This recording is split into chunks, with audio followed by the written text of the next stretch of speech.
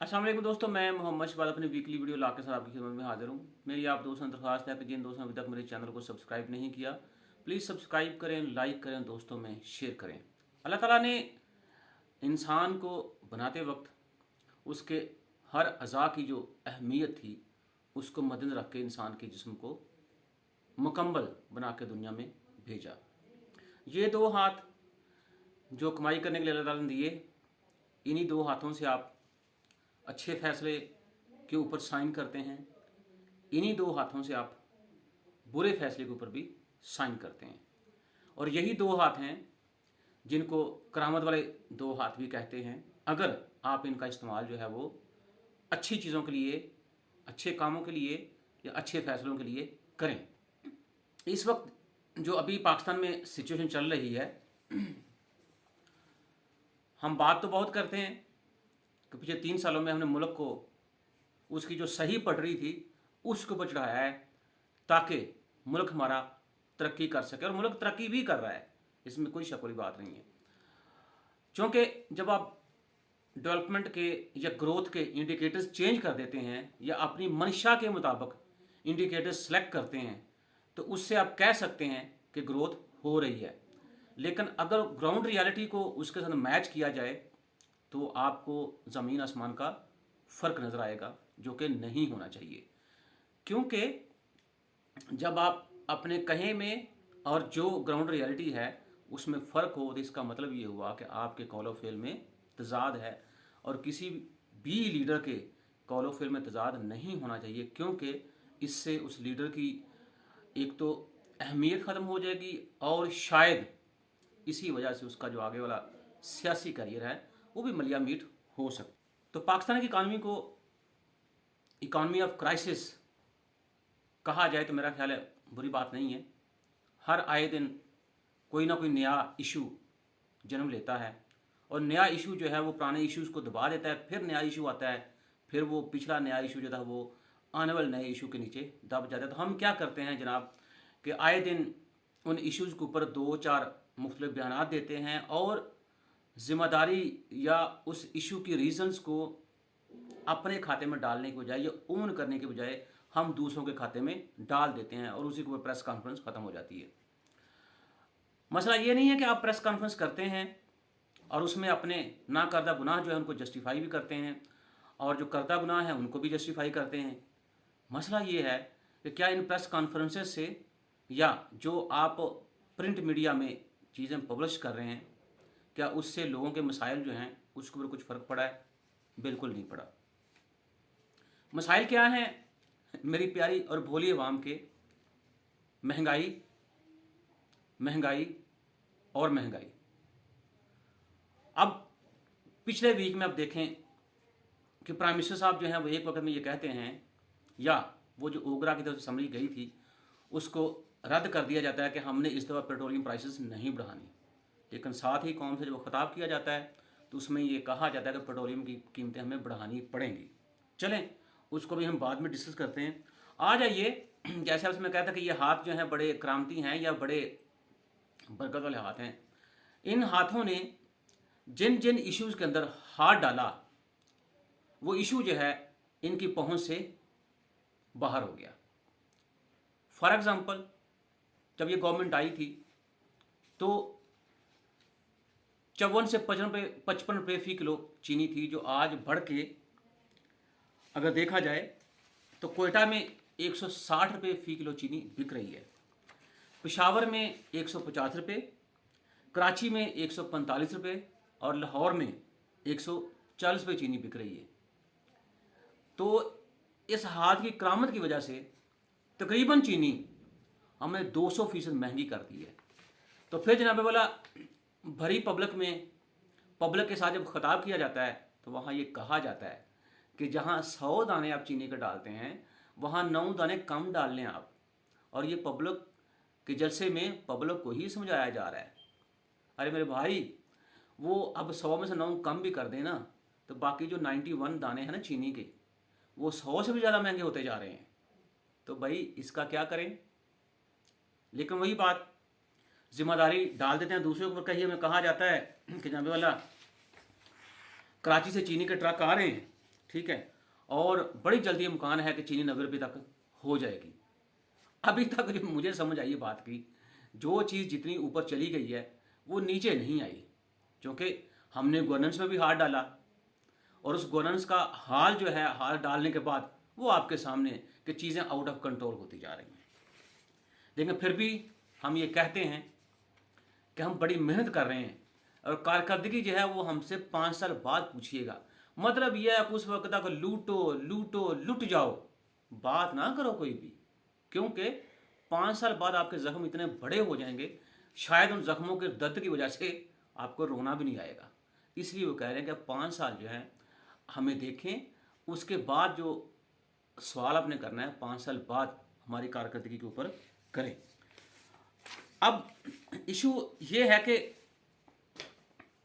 अब एक वक्त में आप जनाबे वाला चीनी की कीमतें जो आपके यूटिलिटी स्टोर्स हैं उनको हम नोटिफिकेशन जारी करते हैं कि जब चीनी जो है उसको 130 रुपये किलो कर दें, और यूटिलिटी स्टोर जो है उसके ऊपर महंगाई का नोटिफिकेशन लगाया आपने। एक तरफ आप ये कह रहे हैं कि हम रिलीफ पैकेज दे रहे हैं आपको, और ये हिस्टोरिकल बहुत बड़ा पैकेज है जो आवाम को दिया जा रहा है, लेकिन साथ वही नोट से जो हैं, जो आपके यूटिलिटी स्टोर्स हैं, जो पब्लिक एंटिटी है, वहाँ से वो उतार लिए जाते हैं, और वहाँ पे भी चीनी जो है 130 रुपये बिक रही है। अच्छा, अब आ जाइए कि अक्सर ये लोग जो हैं जहाँ पे वाला ये बात करते हैं कि जी वो फ़लाँ मुल्क के अंदर या फ़लाँ मुल्क, इंडिया हमसे महंगा है, बांग्लादेश हमसे महंगा है, नेपाल हमसे महंगा है, श्रीलंका, अमेरिका की भी एग्जाम्पल देते हैं, और पाकिस्तान जो है अभी भी सस्ता मुल्क है। बात आपको बिल्कुल ठीक है, मैं इससे एग्री करता हूँ बीइंग एन इकोनॉमिस्ट, लेकिन जो दूसरी रियलिटी है उसकी तरफ आप लोग तवज्जो नहीं देते। अगर आप पाकिस्तान को कंपेयर करते हैं अमेरिका के साथ, तो आपको पाकिस्तान का बैकग्राउंड देखना चाहिए, अमेरिका का बैकग्राउंड देखना चाहिए। आपको पाकिस्तान की जियोग्राफिकल सिचुएशन जो है वो देखनी चाहिए, अमेरिका की सिचुएशन देखनी चाहिए।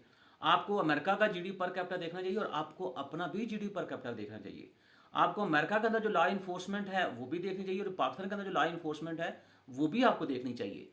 आपको पाकिस्तान के अंदर जो है वो लॉ एंड ऑर्डर जो आपका पीछे चंद दिनों से चल रहा है वो भी देखो, पूरी दुनिया के साथ कंपेयर करें, आपको समझ आ जाए कि वाकई आपको ये बात करनी चाहिए या नहीं करनी चाहिए। तो वो जैसे मैं पहले बात आपसे कर रहा था कि चूँकि इंडिकेटर्स जो हैं, जब उनको उनका पांसा पलट देते हैं और अपनी मर्जी की बात करना चाह रहे होते हैं, तो फिर आप उसी इंडिकेटर की बात करते हैं। और इसमें भी एक जो बड़ी बात है वो इन्होंने अभी ये कहना शुरू कर दिया है कि जनाबे वाला ज़्यादातर मिलें जो हैं वो चूँकि नवाज शरीफ की और जरदारी की हैं, इसलिए ये मिल्स माफिया जो है ये चीज़ों की चीनी की कीमतें जो है उसमें इजाफा कर रहा है।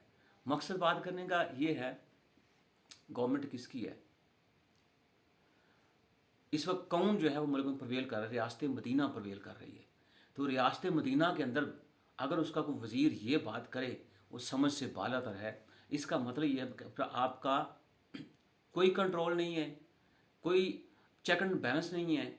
तो अल्लाह के आसे पे चीज़ें आपने छोड़ दी हैं, आप सिर्फ आते हैं प्रेस कॉन्फ्रेंस करने के लिए और बताने के लिए कि भाई साहब ये भी जो मसला है ना, ये पिछली गवर्नमेंट का है। मुझे तो एक और भी डर लग रहा है कि हो सकता है 5 साल पूरे करने के बाद फिर एक और प्रेस कॉन्फ्रेंस करें और उसमें भी एक कसूरवार ठहराएं जरदारी को या नवाज शरीफ को, भाई साहब इन्होंने हमसे 5 साल पूरे करवाए हैं, वरना हम इस काबिल नहीं थे कि हम 5 साल पूरे कर पाते। अब चीनी के इशू के बाद जो दूसरा बड़ा मसला है लोगों का, जो अभी कह लें कि सर के ऊपर से मुझे लगता है लोगों के गुजरना शुरू हो जाएगा, लेकिन अभी तक लोग जो बेचारे वो चक्की में पिस रहे हैं, क्योंकि हमें आदत है चक्की में पिसने की। और उसमें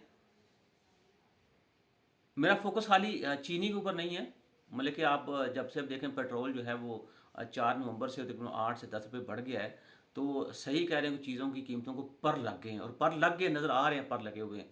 दूसरी तरफ जानने वाला क्या है कि बिजली की कीमतों में जो है आपको पता है कि हर हफ्ते इजाफा हो रहा है। उसके ऊपर जो हमारे मुशीर हैं वज़ीर ख़जाना के, वो कहते हैं कि बिजली पर 5 रुपये बढ़ाने का मुआहदा था, लेकिन सिर्फ 1.39 रुपये जो है वो हमने बढ़ाए हैं। बड़ी मेहरबानी, यकीन करें कि आपने हमारा इतना ख्याल रखा है।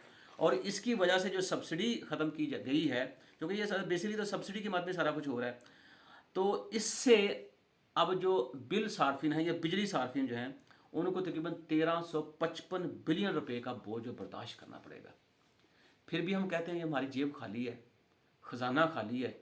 आप आए दिन, और ये जो सब्सिडी है और ये जो कीमतें भी बढ़ी हैं, ये नवंबर के बिल जब आएंगे तो उसमें आपको कह लें कि बिजली के रोशनी के बम की जगह पे आपको बिजली का जो बम्प है ना वो गिरेगा आपके ऊपर। लोड शेडिंग वैसे ही चल रही है, उसमें कोई ऐसा तरह की इम्प्रूवमेंट नहीं आई, लेकिन चीज़ों की कीमत जो बिजली के यूनिट्स हैं उसकी कीमतें बढ़ती जा रही। इसके साथ अब रहम खुदा का कि आप देखें कि तकरीबन इससे आपको जो फ़ी यूनिट है वो तकरीबन 25 से 30 के दरमियान में उसकी प्राइस जो पड़ेगी। तो आप देख लें कि यार क्या थे हम और कहाँ से कहाँ हमें पहुँचा दिया गया सिर्फ एक तब्दीली के नाम के ऊपर। जी, अब जैसे मैं आपसे कह रहा था कि प्राइम मिनिस्टर साहब जो हैं उनके पास ओगरा की तरफ से समरी जाती है कि पेट्रोलियम की प्राइस हमने बढ़ानी है, तो प्राइम मिनिस्टर साहब क्या करते हैं, उसको डिक्लाइन कर देते हैं। अब पता नहीं ऐसी क्या मजबूरी आन पड़ी कि प्राइम मिनिस्टर साहब को जो अपने खिताब में ये कहना पड़ा कि हमें बिजली जो है वो बढ़ानी पड़े, हमें तेल की कीमतें बढ़ानी पड़ेंगी। तो उसके साथ अचानक जहाँ पे वाला क्या हुआ कि रातों रात तकरीबन हुकूमत ने कार्रवाई की और पेट्रोल जो है वो 8.03 रुपये की कीमत बढ़ गई, डीजल जो है वो 8.14 रुपये की कीमत में इजाफा हुआ।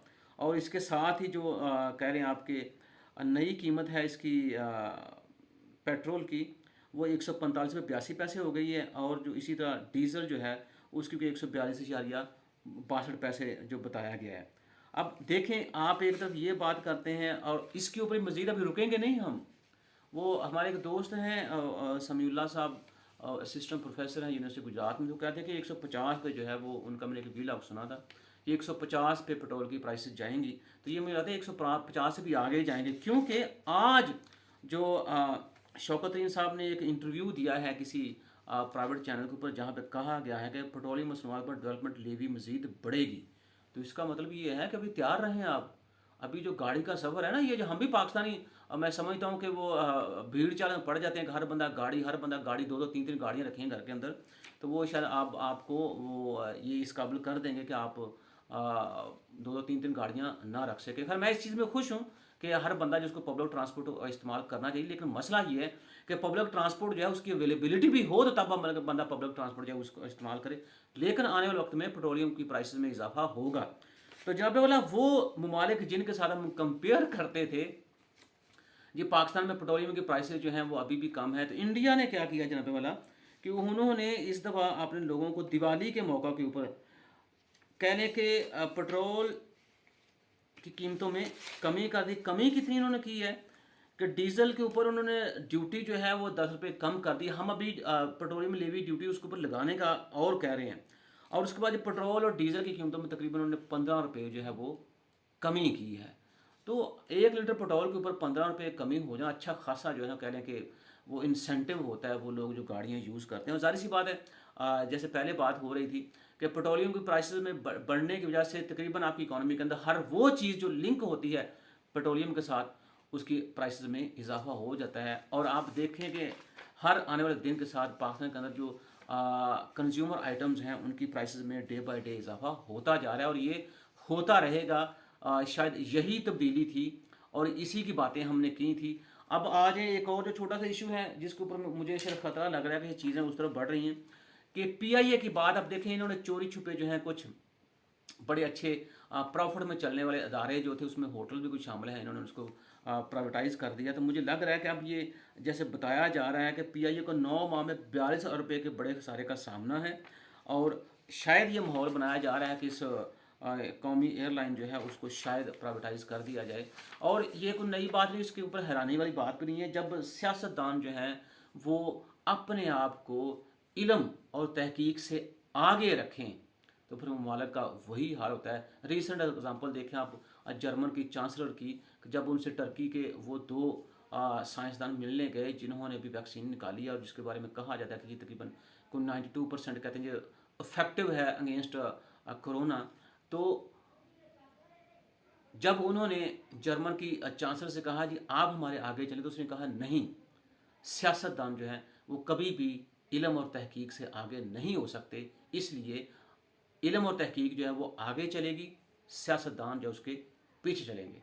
और हमारे यहाँ देखें प्रोफेसर जो हैं जब उनके खिलाफ एहतजाज, वो उनके एहतजाज को अगर वो बेचारे कह देते हैं कि हमारी तनख्वाहों में इजाफा करें तो उनके ऊपर लाठी चार्ज भी होता है। और साथ साथ जो है वो जब एहतजाज कर देंगे हमारी तनख्वाहों में इजाफा किया जाए तो उनको मारा भी जाता है, उनको ऊपर आंसू गैस भी फेंका जाता है। अल्लाह ताला हमें और हमारे सियासतदानों को नेक करे और उनको हदायत दे कि वो अपने अवाम के लिए कुछ कर सकें। खुदा हाफ़िज़।